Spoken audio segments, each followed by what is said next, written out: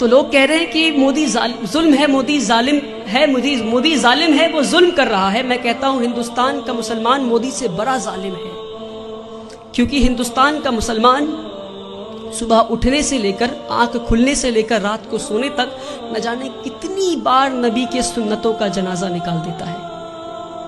ہمارے نبی اپنے صحاباؤں کے ساتھ ایک بار گزر رہے تھے راستے سے، راستے میں انہیں ایک پتھر دکھا، نبی وہ پتھر کو پکڑتے ہیں اور راستے کے کنارے میں پھینک دیتے ہیں اور کہتے ہیں اپنے صحاباؤں سے کہ اگر تمہیں راستے میں کوئی رکاوٹ دکھے تو تم اسے ہٹا دو تاکہ تمہارے بعد جو آئے اسے پریشانی نہ ہو۔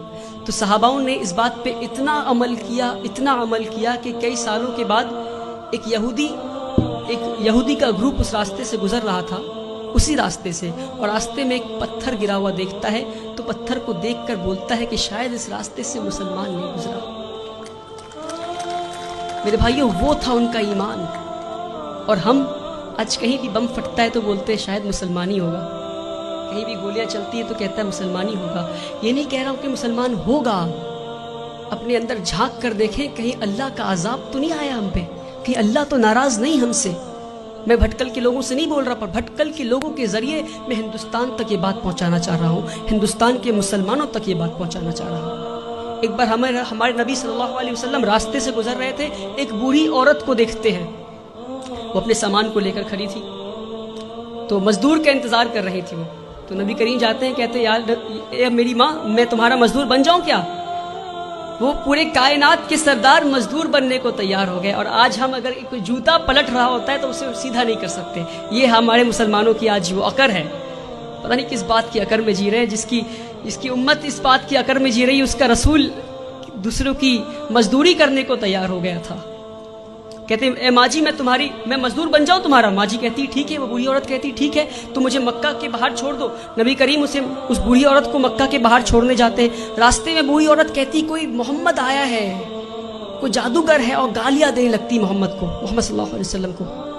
نبی کریم پیار سے شانتی سے مسکراتے ہوئے ان کی بات سنتے ہیں، مکہ کے باہر لے جا کر چھوڑ دیتے ہیں۔ اور جب واپس ہو رہے ہوتے ہیں تو بوڑھی عورت پوچھتی ہے ارے بیٹا تو نے میری مزدوری کی ہے، مزدوری تو لے جا۔ کہتے نہیں رہنے دو ماں۔ تو کہتے اچھا اپنا نام تو بتا جا۔ تو کہتے میرا نام محمد ہے، وہی محمد جسے تو گالی دے رہی تھی۔ میرے پیارے بھائیوں، ہم اس نبی کی امت ہے، اس بات کو نہ بھولیں۔ ہمارے نبی سے زیادہ بڑا مثال سیکولرزم کا اس دنیا میں نہیں ہے، جس نے مزدوری کی اس غیر قوم عورت کی جو ان کو گالیاں دے رہی تھی، مسکراتے ہوئے اس کا کام کر دیا۔ اس نبی کی امت ہے ہم۔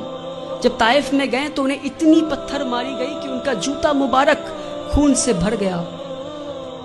تو جبریل امین نیچے آتے ہیں اور کہتے ہیں کہ اے نبی آپ کہیے تو ہم طائف ایک ویلی میں تھا، تو دو پہاڑ کے بیچ میں طائف والے لوگوں کو ہم کچل دیں گے۔